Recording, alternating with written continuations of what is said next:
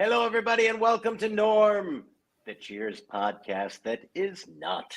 It is great to be here, your one-stop shop for sports, Cheers, and all your ancient vintage toy needs. I'm Mike. That's Dave. My friend. Hopefully, we had an interesting conversation leading into this, where we were starting to potentially go like, is there a chance on Papa Mike? But no, we've decided it is not the case. We've decided it is not the case. So Tookie, just by the way, my we dear should friend say. Tookie. Mike is definitely not my father, just based on the math alone. Yes. No. Yeah. Just Tookie. No. Dave. Yeah. Dave's still got a few months on me. I cannot be Dave's dad. It is physically impossible. I would have had to have just been a really precocious tween to have pulled off the Tookie trick. Well, no, there's my mom has a lot of, as she likes to call them, baby dad. Let me not put her on blast, but I'm just saying, there's the family lore that Sean Connery is my actual father. Yeah. But I remember you mentioning that. Yeah. But like Tom Brady is a baby daddy. Who else? Who's one of her favorites? Robin Williams was a baby daddy. Like just, men that my mom is very fond of, actors that she's fond of. There you go. Yeah. I remember her mentioning that. Yeah. So, what? Yeah, slipped that right in there. Didn't even know that it happened. Boom. Wait a minute. Wait a minute. No, because there could. Wait a minute. I'm just saying, my mom was in the 80s having a lot of hot girl summers, right? So I'm just saying, I'm not ruling out the possibility. Nothing's impossible. Nothing's impossible. It's just, in the spirit of Kevin Garnett, anything is possible. Yeah. I knew we had a special bond, Mike. It felt that way. It felt that way. Man, right, I'm a witness to history over here. If one Bond had to be your dad, who are you picking? I feel like it's far and away Roger Moore. No, if I had to pick one Bond to be my papa. I haven't seen any of it. He was the least violent. You know what I mean? Like, he was the wittiest. He did the most for charity. Like, if I had to pick one actor who played Bond, it's Roger Moore. Sean Connery's got a lot of problematic interviews in there. Nope. There was, too many. I feel like Daniel Craig's too haunted. Yeah. You know what I mean? Pierce Brosnan's a little bit bitter.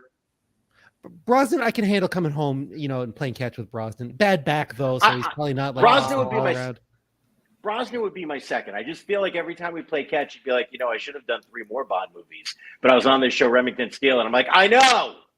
I've heard the Remington Steele story, Dad. It'll get old. That's all I'm saying. I bet like Roger is just going to roll with it. You know what I mean?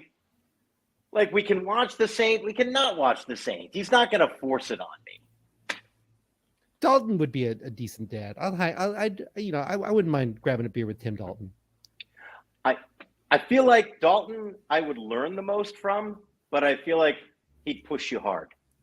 There'd be a great Santini level of combativeness. Wow. With I don't know why. I feel like Timothy Dalton, he's stern. Am I crazy? No, that's fair. Yeah. I have no skin in this all game. The homework has to be done. I'm aware of all the references and such, but I've never seen a Bond film, come to think of it, especially in its entirety. I know. Wow. I know. All right. So this is the other thing that got us talking about this. My son and I are going to start a little YouTube show because he's been after me. And we're finally going to start it. Right now, it's potentially called Kyle's Dad Makes Him Watch Movies. And we're excited about it. It's all the stuff. So he's hitting this age now that he's 9, where I finally don't have to watch just pure shit with him, all the little kid stuff that he enjoys. It can start to be movies that I'm kind of into. Like, I took him to Top Gun Maverick, and it was super fun. He went to see Doctor Strange. He really liked that. We saw Star Trek 4 in the movie theater when they re-showed it. And it's really fun. So we're doing this whole thing. We're watching all my favorite dad movies together, and he's going to give his opinions on them, and we're going to figure out how many cringe things there are, and how many times I have to ask him to cover his eyes, and how many times I have to say, look, in 1985, we just didn't know that was an issue. So it's a lot of fun stuff like that. And I sent the list, and it's turning out the reason I thought potentially Tookie could be my progeny was she has also seen like none of the movies I'm waiting to show Kyle. It could be that the overlap is gigantic in terms of the movies that I love that Tookie has also not seen. Yeah, the Venn diagram there. It's just a circle. Yeah, it's a perfect circle. Perfect circle. Don't discount circumstantial evidence. You just don't know. Have you seen The Hunt for Red October, Tookie? No. Oh my God. Like The Right Stuff, The Magnificent Seven. No. League of Their Own. You've never seen A League of Their Own? Not clips. Oh my God. Oh, this is breaking my heart. Wow. Towering Inferno, Princess Bride. No, but I just found out Sister Princess Act. Bride is free. No. You never saw Sister Act? Not the OG. I saw bits and Wow. pieces. I saw Sister Act 2 in piecemeal. It's like saying, well, I saw another 48 Hours, but I guess there was a movie before that. Wait. Wow. Is there? No, I'm dead serious. 48 Hours was that there was a sequel to 48 Hours called Another 48 Hours. Was this 48 Hours? It's the one starring Nick Nolte, correct? Yes. Nick Nolte. That's all I Eddie know Murphy, about yes. it. That's all I know about it, that it stars Nick Nolte. Yes. Nick Nolte and Eddie Murphy. Okay. Wait, we've talked about 48 Hours before, have we not? No. It was Eddie Murphy's first movie. It's where he exploded. Oh, okay. Maybe we talked about it, but I haven't seen it. Yeah. Oh, okay. It's everything I was just talking about. It is amazing. Okay. Eddie Murphy is, absolutely just cinematic dynamite in that movie. He's unbelievable in it. And there are at least 26 moments that make you go, Jesus Christ, I can't believe this got on the screen. Oh. Like wildly inappropriate things. Okay. And yet, Eddie Murphy is so incredible in it, you still have to watch it. He is unbelievable, and you understand why as soon as that came out, he became the biggest star in the world. Okay. Like there really was a stretch where there was, I don't think anybody more famous on planet Earth than Eddie Murphy. The only one who was even in contention was Michael Jackson. Eddie Murphy was so huge in the mid 80s. There's no comp for it right now. Because attention is too divided. There's no one right now who compared to Eddie Murphy at that moment. And he did 48 Hours. He did Trading Places. They were gigantic movies, huge movies. Then he did a cameo in Best Defense that was terrible. And then he did Beverly Hills Cop. And somehow those three movies so close together, I'm not sure anyone has ever topped it. I haven't seen any of the Beverly Hills Cops. I did see. I know. I did see Trading Places, but I feel like not quite in its entirety because it was on Comedy Central, and I kind of flipped through when the commercials came on. You can't see censored Trading Places. This might be like as we approach the end of the Diane years, and we debate whether or not we want to move into the Rebecca years or not. I'd had an idea for a podcast that went away because the couple of people I talked to, this was years ago, they moved away, but called That Used to Be Okay? ? Where we just watch old movies and be like, and just examine was that okay at the time, or did we know better even then? Yeah, we might need to, because if you haven't seen all of these, they're all things that you should see, and they all have things that make you go, all right, let's talk about political views in 1986. Well, you're talking to someone who just this past Thursday, I think, saw their first ever episode of Star Trek: The Next Generation. Yes. So See, I feel like that's a lot easier to have missed, though, than a lot of these. Like Beverly Hills Cop stuns me when people haven't seen it. The Star Trek: The Next Generation, I enjoyed it, but it was a syndicated series. It was kind of like a part of geek culture. It doesn't shock me. It doesn't even shock me when people who were my age then who had not seen Star Trek: The Next Generation. And definitely not that shocking when younger people have not seen it. But I mean, like the giant movies of the day, I'm genuinely surprised when, like Princess Bride, I'm legitimately shocked when people have not seen Princess Bride. Yeah. Raiders of the Lost Ark, E.T. Ooh, question. Is Raiders Yes. the one with the monkey brains? Because my mom used to always reference monkey brains. Second one. That was the second one. Indiana Jones is a very weird, like, it's a very weird thing where every other one is brilliant. And the ones in between are dog shit. Raiders of the Lost Ark is one of my favorite movies of all time. It's amazing. Then they did Indiana Jones and the Temple of Doom, and it has a great opening set piece, and then it's shit. It's garbage. It's racist. It's bad. Is Raiders the one? Wait, question though. Is Raiders the one with the big boulder? Because every action scene always references the big boulder. Yes. Okay. Yep. Okay. Yep. I know the references. I just haven't seen the thing. Yep. And then Indiana Jones and the Last Crusade is fantastic. That's Sean Connery. Sean Connery's in that one. That's amazing. And then like 20 years later, they did Crystal Skull. Awful. I saw Crystal Skull, and I've never. And that I think. That'll put you off. No. Yeah. No. It's like starting with Rocky 5. Yeah, you can't do that. Which means nothing to me, Mike. Yeah. I know. Rocky also on the list of things Tookie has not seen. And is amazing. And it's funny. Yeah, they did Rocky 3 on the rewatchables. So I love the original Rocky. Absolutely love the original Rocky. I always used to think Rocky 3 was the most pure fun with Mr. T. It was really great. That has aged worse than I thought. I did not realize how badly that had aged, where it was like Rocky fights another loud black man who's up in his face. Like the scene where, like, what puts Rocky over the top is Clubber, like, coming on to his wife. It's like, this is weird. And yeah, there's just a lot of weirdness that, again, I did not read in 1982.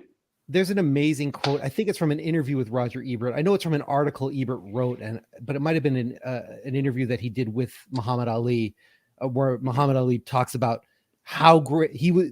Basically, I'm paraphrasing terribly, but he basically says truthfully, like that he was so great that white America had to invent a cinematic boxer to unseat him as the primary sort of avatar of sport for American audiences. And ever since I read that, I was like, I viewed Rocky a little differently.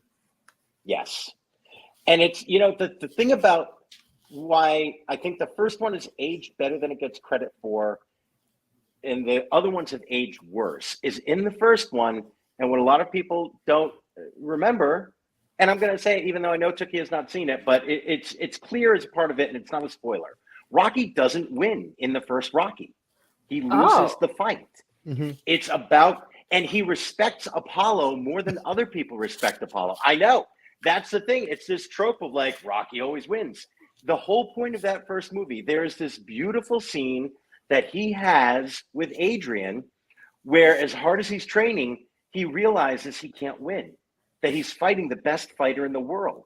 And he has this gigantic amount of respect for Apollo Creed. And he says, what I need to do is just go the distance. If I can just last with him, if I can just take the pounding that I'm going to get in this, I can prove him not just another bum from the neighborhood.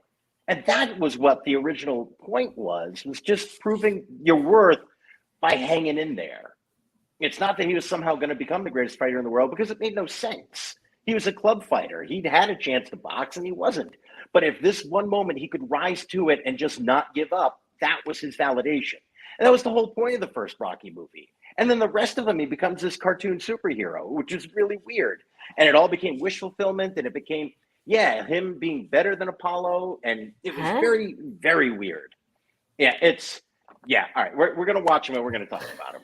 Yeah, we need to watch these. I have questions. Yeah. If you watch the first one though, I think you're gonna be shocked because all the other Rockies Well, have now like, I'm not. The influenced. plot. Yeah. No, it's not a spoiler because all of this stuff was known when that movie came out. It's the journey. That movie is the journey. There's Okay. no twists that you're expecting. It would have surprised you just because the trope has become that Rocky always wins. And that was not the point of the first Rocky movie. No, it's And a I total almost- character study. Yeah. I would rather you go into it knowing that because I Okay. think it's going to be a better viewing experience for you if you're not waiting for that and then surprised at the end that that's not what happens. Okay. I think people will appreciate it on a different level going in that way. All right. Yep. Carl Weathers is definitely not like his performance in that movie, and through the series, I would say like is not as cartoonish as Mr. T. And I don't mean to shit on Mr. T. Like I just don't think he's a brilliant actor. That's not his thing. He's but, not. like, He's great as Clubber. He is does great. exactly what he was asked to do as Clubber. And Mr. T acknowledged that on some Clubber. level. He never tried to win an Oscar. There was never a moment that Mr. T was like, here's my crossover role. It was, I'm doing this and he made money while the money was there to be made. And he did the A-Team, which asked of him what he could do. And he did every TV special that was available at that time. He was on it. He guest starred on all of them, and he did his cartoon, and he sponsored his cereal, and he did his toys. And Mr. T is a brilliant, brilliant guy because he knew exactly what he was and what he wasn't. And he said, I'm going to have like 4 years where I can make a lot of money, and I'm making it all. And he did WrestleMania, and he appeared with the WWF. They said, hey, we're going to give you a ton of money if you're willing to be in the main event of WrestleMania. And he's like, sign me up. I'm good. I'm in. Yep. Good for him. All right. Do we want to talk about Cheers at all? Well, I mean, we I can. think this is a new record for us. We are 18 minutes into our Cheers podcast and have not touched on Cheers. Have not talked about it at all. All right. If you're just joining us, sorry, we are prone to this. We need to start like including in the bottom, like here's where we start actually talking about Cheers. If you want to skip ahead to 1752. All right. Here we go. Season 4, episode 12, Fools and Their Money. Dave, what was going on in the world when poor Woody missed out on his parlay? Well, this is the final episode of 1985. It premiered on December 19th, 1985, which of course makes it as close to a holiday episode as we are going to get. So I'm going to show you a few images of the top toys of 1985. Just as a preface, and I mentioned this to you already, this might be the banner year for toy creation in America. I'm just going to take you through a few of the toys that I found that were under trees and around menorahs and other assorted holiday paraphernalia at this time. So let me share the screen here, entire screen, and pull this up. So first off, we got these guys. We got the Dinobots. What on earth? Transformers initial entry into the further Transformer entry. As we figure out how to transform other things into robots, we get robots that turn into dinosaurs. These are amazing and also incredibly fragile. If you played with it for more than a day, it definitely broke, but they're incredible designs.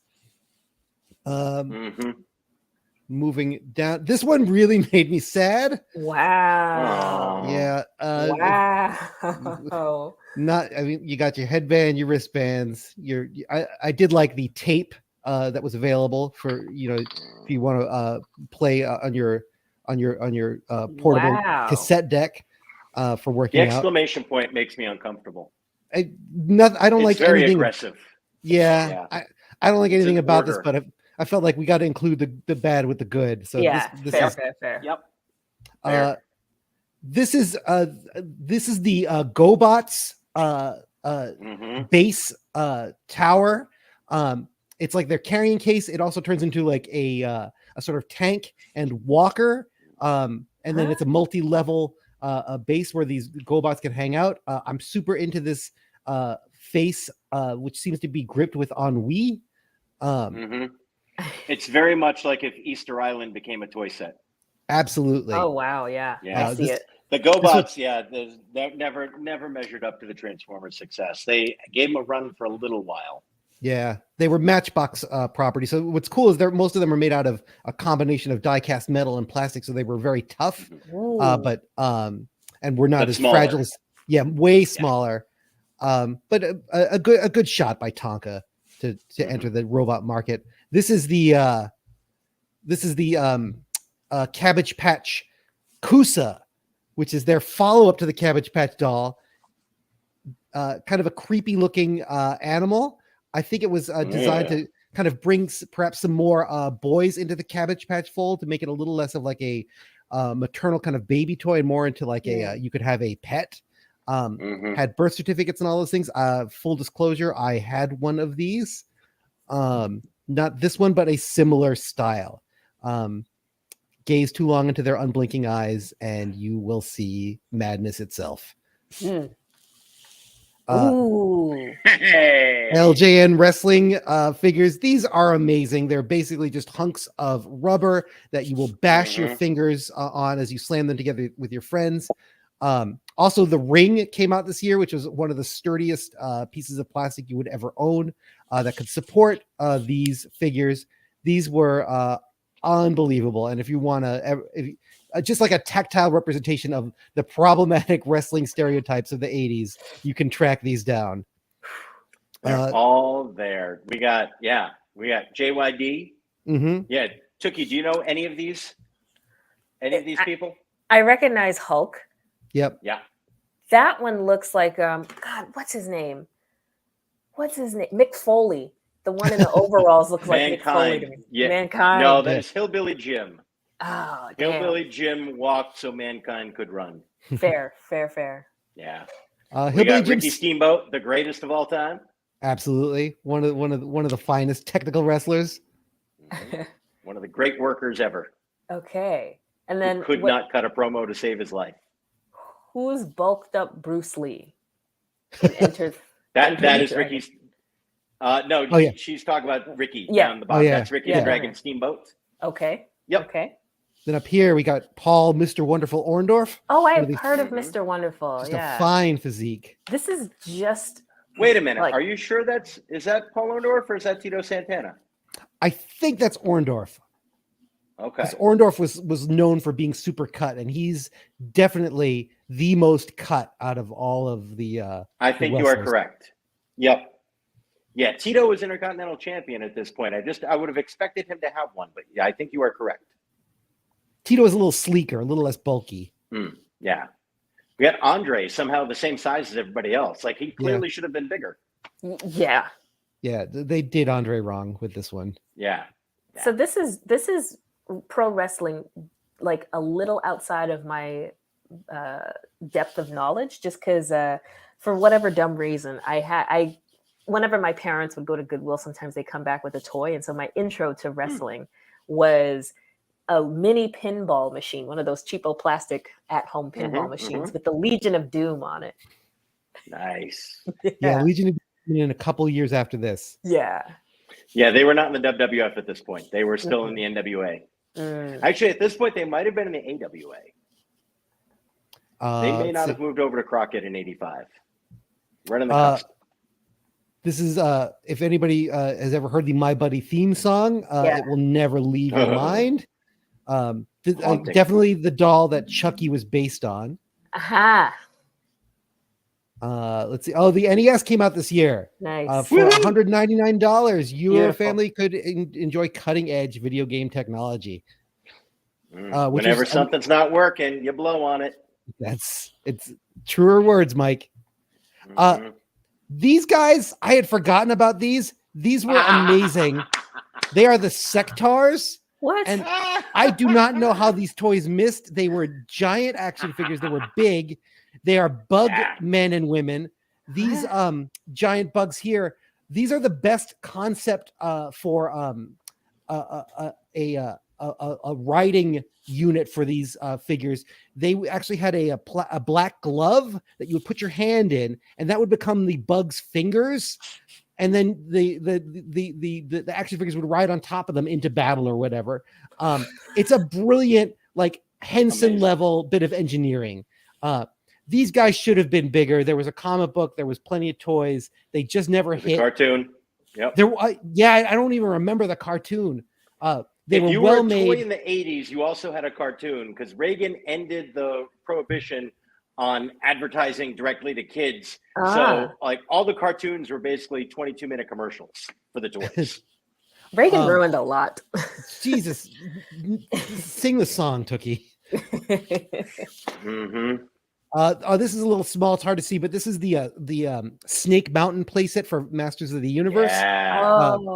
This is Skeletor's hangout. This little snake head here is actually a working microphone and voice changer, so you can make announcements among to the other denizens of Snake Mountain. Those were hard to find. I wanted one and never got it.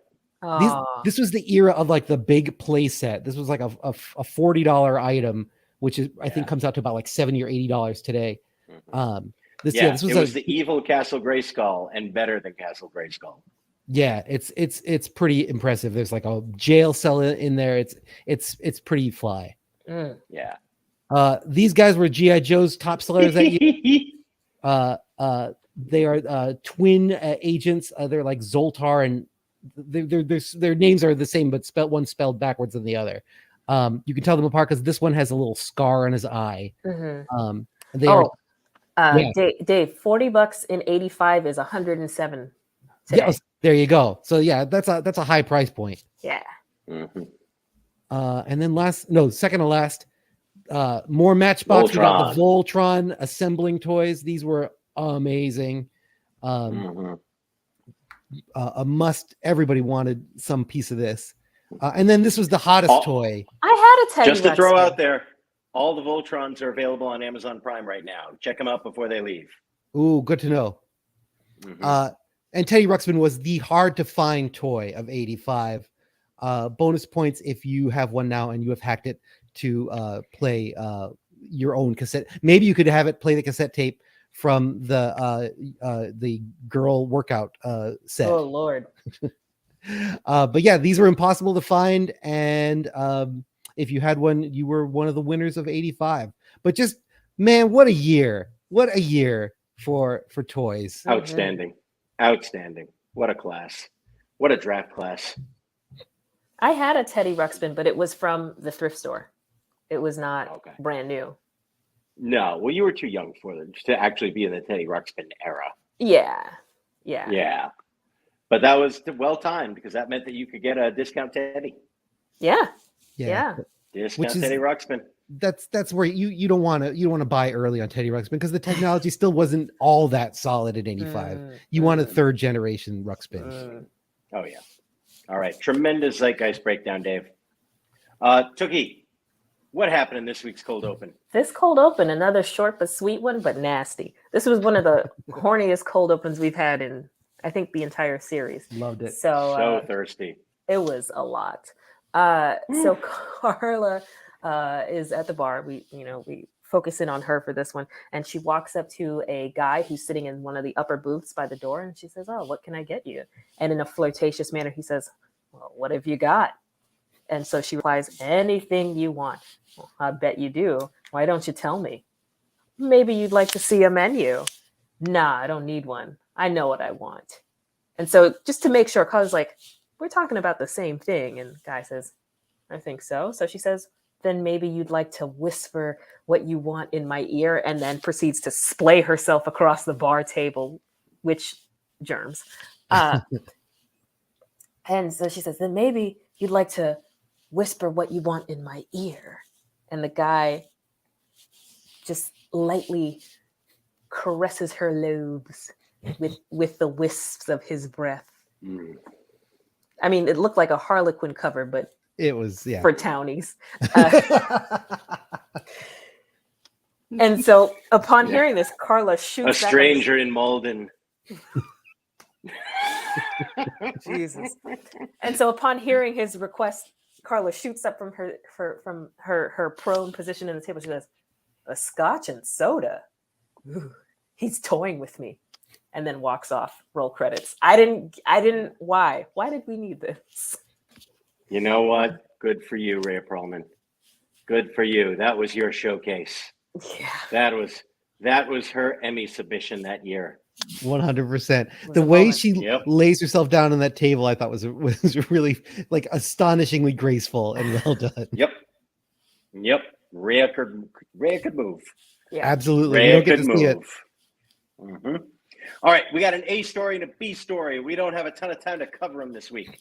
The B story, very weird little B story, where Frasier just is coming into the bar and saying, "I'm going away for a little while. I'm going to fix myself. I'm going to do some self-improvement." Very randomly suggests that she travel with him to help him get over her.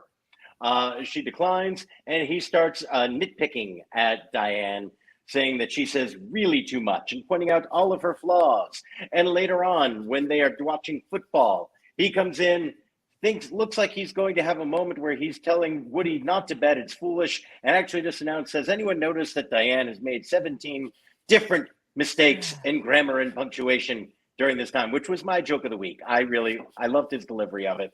I thought it was very funny. I thought he set it up well. It was very good.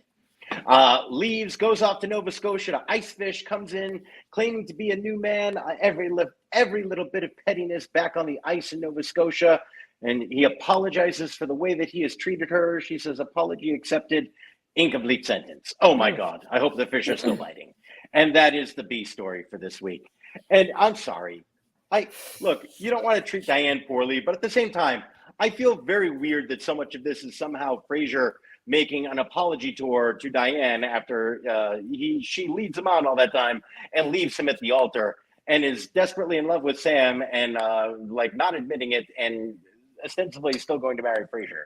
I find that all weird. Frasier, you deserve better than this, pal. You deserve better.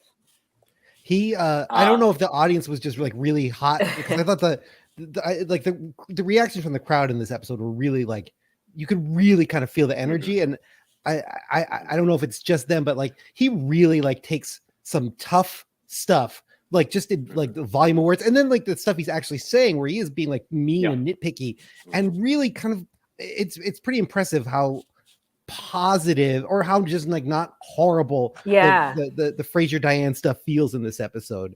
It's really very do a great weird. job. Yeah. And you could see how he became a regular. Like, all right, we're going to give Frasier a little something to do. And the crowd explodes every time he's talking. They are completely with him. They enjoy everything he's saying. And he is taking these tiny moments. I mean, this is barely a B story. It's maybe 20% of the episode. And that's generous. And he kills it every time he's talking. It's fun. It's funny. It's interesting. It's like, oh, what's going to happen here? It's really great stuff.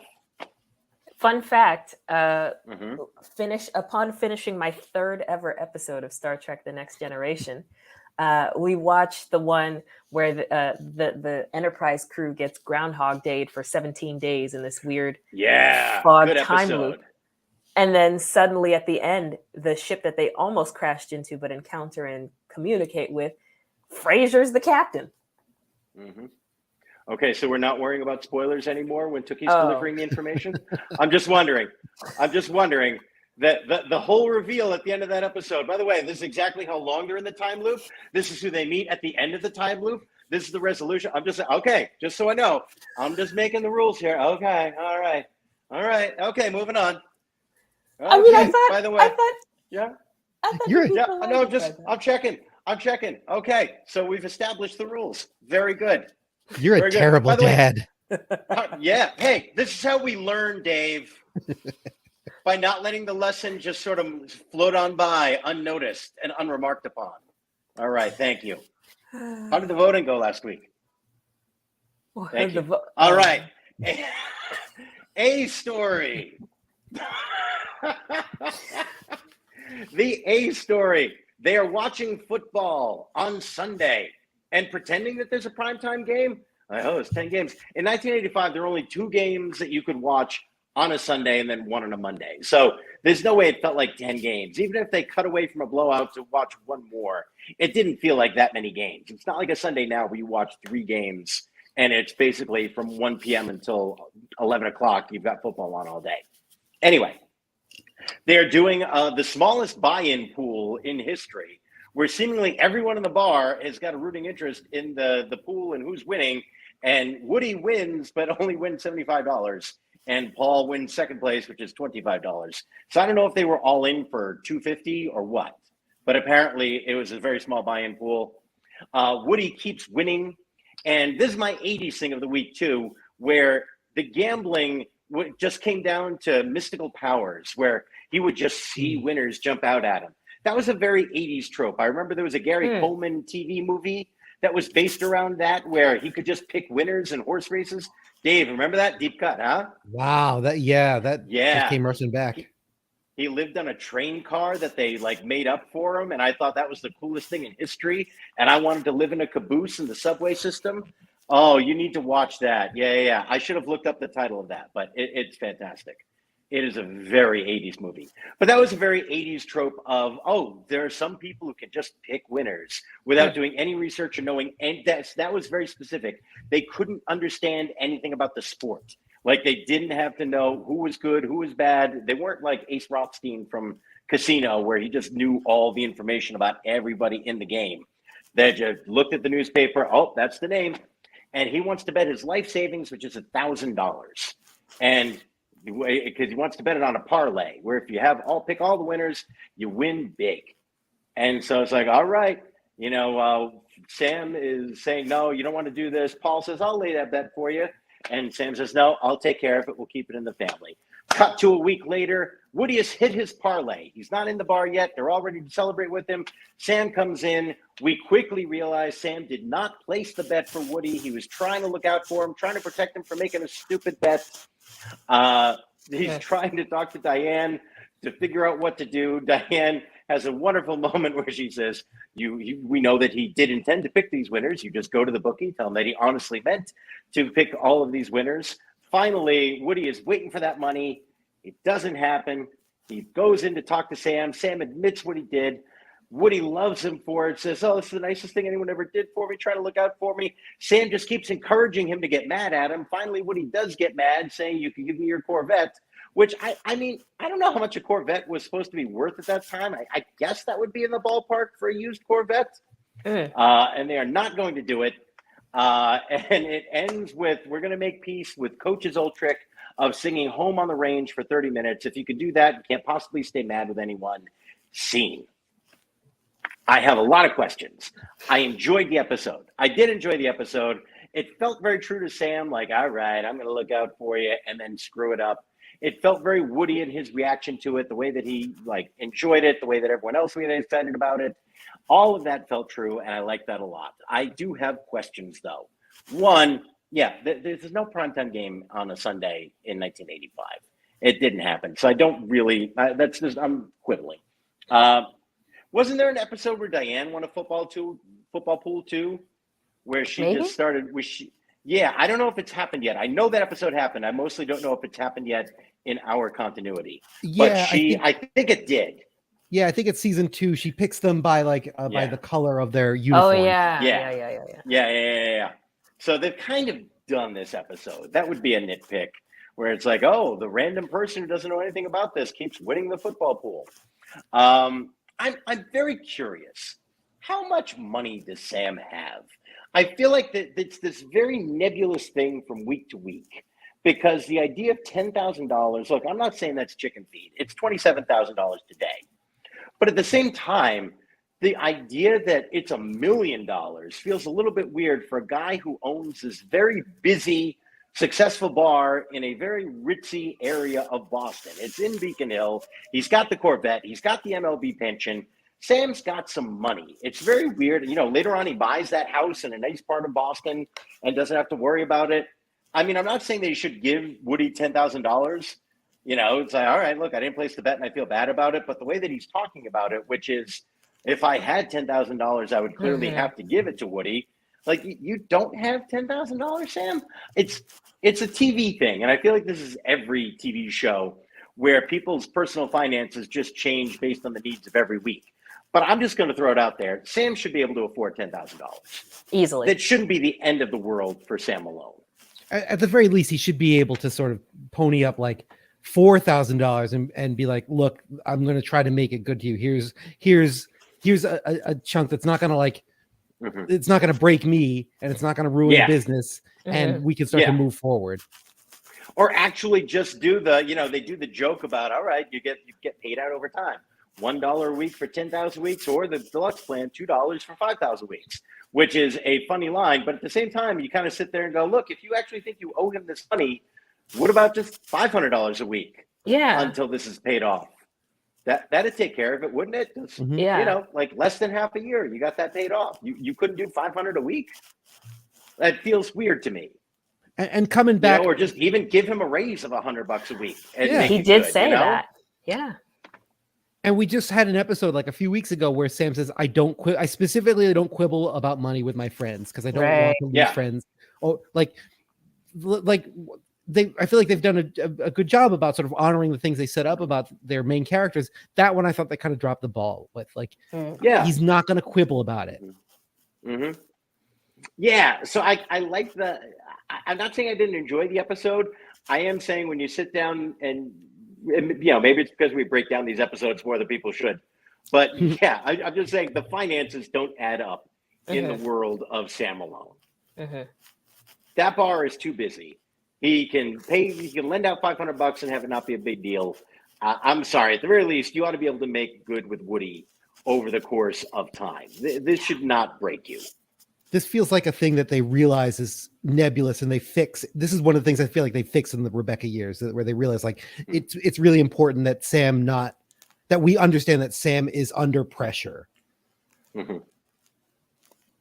Yeah. Anyway, although I will say even then, like how nice was the boat that he sank? Because he sold the bar, bought a boat and sank it, and then he was broke. Like, I mean, he sold that whole bar. Yeah. And the bar had to be doing well for a corporation to be interested enough to buy it. So he should have made a lot of money off that sale. How nice was the boat? Which is, again, one of my key issues during the Rebecca years. And it's like, where did all Sam's money go? I don't understand this. Yeah, they play fast and loose. Yeah, absolutely. Yeah. And he had no insurance. He was just sailing around with no insurance at all. That shouldn't be a thing. I don't even think he could legally take that boat out without some insurance. Am I wrong? No, especially for that I don't know. Sort of journey, that distance, however long it said.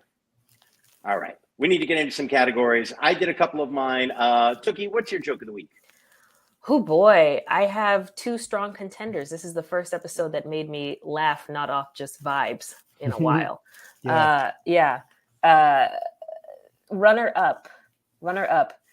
When Sam and Diane are in his office, I did something that felt so right when I did it, but now it turns out to be all wrong. And Diane replies, "What's her name and how many months?" So funny. Because delivered with absolute gravity. Yeah. But I mean, not necessarily a line, but definitely a moment when Woody gets prepared to place his bet, and people are like, "Oh, you keep your money in your shoe," and he's like, "Oh, you just think I'm some sort of country hick, don't you? I don't keep my money in my shoe." And then he takes off his shoe and he says, "I keep a map of where I buried the money." And it's a big map. It's a big map. Just the idea of Woody Harrelson had to be uncomfortable that scene. Yeah. But just a whole map of where you keep your money, your spare money in your shoe. That tickled me. I enjoyed it. Yes. Dave, your joke of the week. If we're doing runners up, I will give my runner up, which to Woody Harrelson when Diane asks him, she's trying to sound him out about the money, and she says, "What was your mom's dream?" And he says, "To be a drummer in a power trio." The fact that they chose power trio instead of like heavy metal band, I thought was just really specific and delightful. And then they spent another good like 2.5 minutes on power trios and drum specifics, which didn't like really register with the crowd, but I was like, it was killing me because it was so like Ludwig, like that was great. My favorite There joke. was I think, one writer in the room who fought his ass off Yeah. for that little section. Yeah. and I was really glad because it endures. Ludwig is still a premier drum company, so good job, whoever you are, drum writer. I think my favorite joke though every time is Al. Anytime they give him a line when Frasier's complaining about Diane's grammar, and Al, the camera's pans to Al, he says, "I thought I'd have a conniption." Like broke me each time I saw it. Lovely. Lovely. That All guy's right, an Dave, your atom bomb. 80s thing. For 80s, I'm gonna go with I'm gonna go with whizzing. The word whizzing.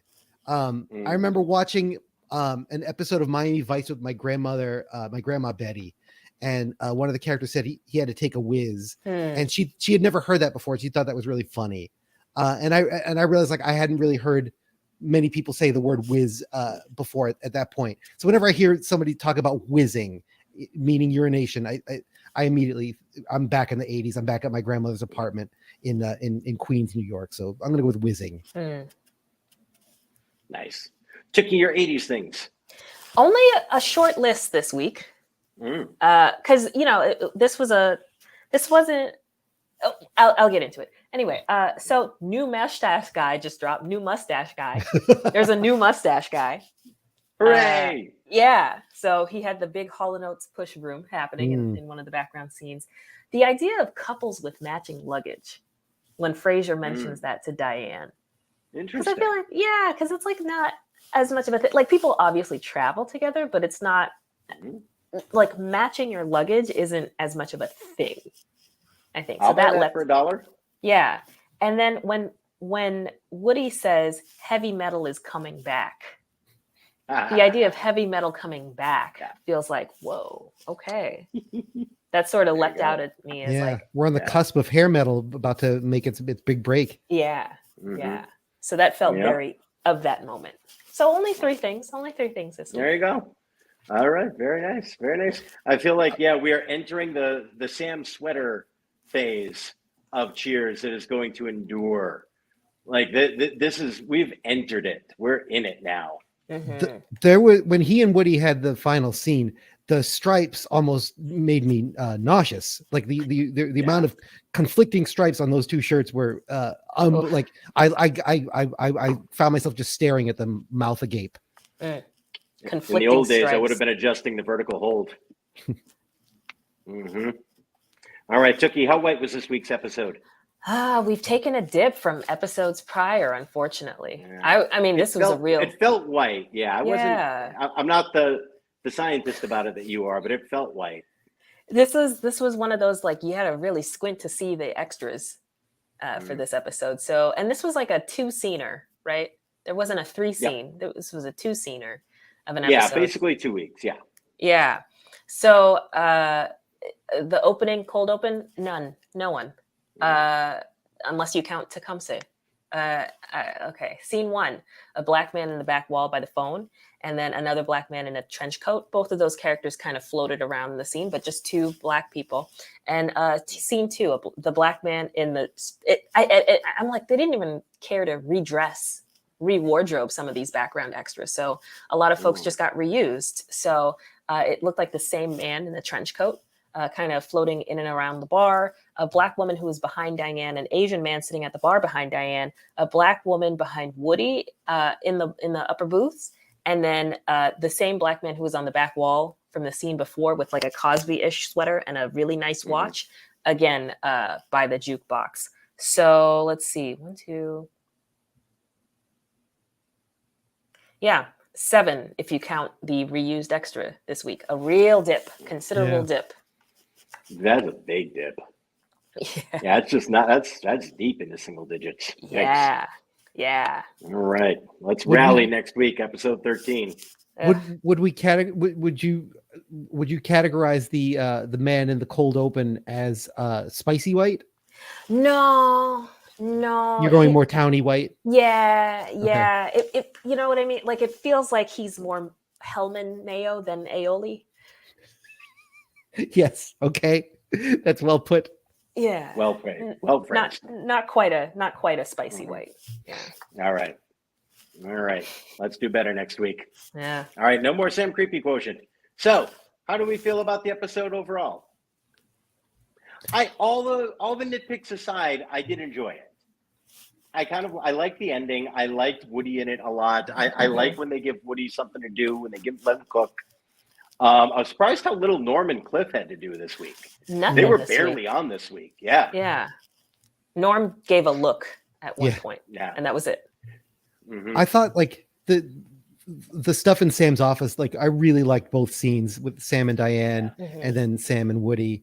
I actually thought Shelley Long was terrific this week, and I saw some like she just keeps finding different shades to that character. Yeah, and it's really, really fun. Like she's in some weeks she's like the glue that kind of holds everything together, and I felt like that was this week. She got to like be funny, like angry Diane with Frasier in this like nothing subplot, and then got to be like, the sort of like engaged, involved, good friend Diane in the main plot. And she was doing a lot of work, and I liked it. No, this very she much was the felt MVP like, this week. Yeah. Maybe that's our new category. Who's the episode MVP? Oh, that's good. I like that. Yeah, let's go MVP. Yeah. I think this was after the Smokey Robinson party. I'd like to second that emotion. Well, I mean, because Woody had some great joke lines to the stuff that people set up, but in terms of carrying the episode forward, moving the story forward, it was definitely Diane. Diane had great lines. She was a central part of both A and B stories. Yeah, she carried the gravity and also was funny. Absolutely, Shelley Long, MVP of the week. Absolutely. All the nitpicks aside, and there were some heavy nitpicks, but I thought it was a funny episode. I liked it, and I cared about everyone, and it felt like the stakes were high enough. I liked it. Yeah, there was talking about Shelley Long bringing different shades. I thought we got to see some interesting shades of Sam too. There was some stuff that Ted Danson was doing, especially in like the first Diane scene. I thought that was stuff I hadn't seen a ton of before. I don't know, and I don't know. I remember seeing this episode, and I've never forgotten the idea of singing "Home on the Range" with someone for a half an hour. Like that's such a brilliant. And like invoking Coach at that moment didn't feel cheap. It felt right. It's like that definitely has lingered with me, and I think it's a nice. It's the tribute to Coach that we haven't gotten this season, and I think it's a fitting one. Yeah, agreed. And I like that, and I feel like there's that very true element of Sam is idealizing how Coach protected him and how he handled things in the past. But just the fact that Coach had to have this thing where he sang Home on the Range for half an hour to fix stuff, and that was known as Coach's method, lets you know that Coach effed up plenty of times and needed to fix it with this, which is very true to Coach. So good point. Yeah. And I love the ending with the bar singing. I think that's like a nice, like, that's one of those things that Cheers really does well, is like ends on this kind of like melancholy, but also kind of like lovely note of community sometimes. And that one element of, Diane singing together too seriously, which someone always does whenever people are singing together and one person decides it's American Idol. And it's like, they need someone. They're going for someone to say like, wow, I had no idea you could sing like that. Yeah. So midway through season 4 now, would we say this is, I know we got to wrap up, but would we say that this is the point at which Cheers kind of gets into its bag when it comes to joke density? And this is the season when people are like, oh, this is the greatest sitcom? Tough question. I know. In terms of joke density, I feel like those are two different things, because all the later seasons are more joke dense. Okay. When you go into like seasons, 8, 9, 10, there are more jokes per minute than now by far. Okay. Even though there are more jokes per minute now than there were season 1, season 2.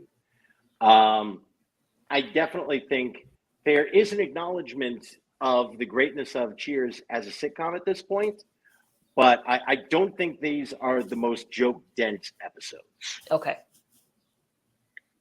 Yeah, I think this is like this is they're in their bag of like, oh my gosh, these are 5 people that I want to. I don't care which ones I'm going to spend time with, but I'm excited to spend time with 1 or 2 of them every week. Whether it's Woody or Sam or Diane or Norm and Cliff or Carly. There's so much.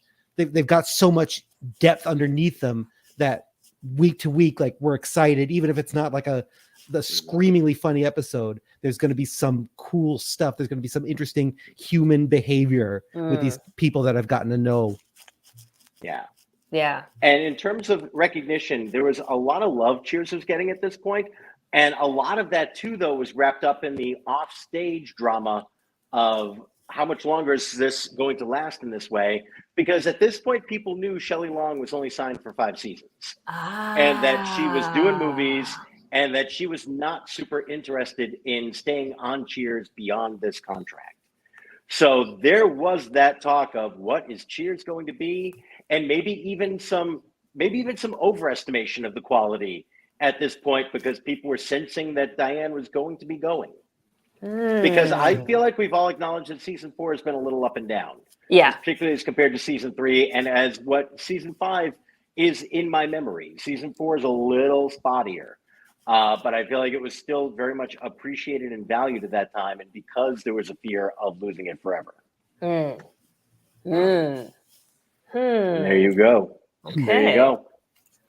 All right. We're putting in the books. Does anyone have anything to plug this week? I'll be at Ocean State Improv Festival on Friday night doing a musical improv. So you can Google Ocean State Improv Festival to find out about that. It's outside.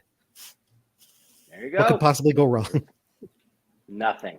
I've never heard of anything being spotty near the ocean. Tookie. What do I have today? Nothing, but next Wednesday I'll be in at the Ruby Room in Manchester. So that's cool. Very nice. That will be fun. There you go. I will be at Bill's Bar on Friday, probably. Nice. I will say that just because there's Celtics happening that night. If there's things going on in the city, occasionally it does not occur. So double check if you are going to go out to Bill's Bar.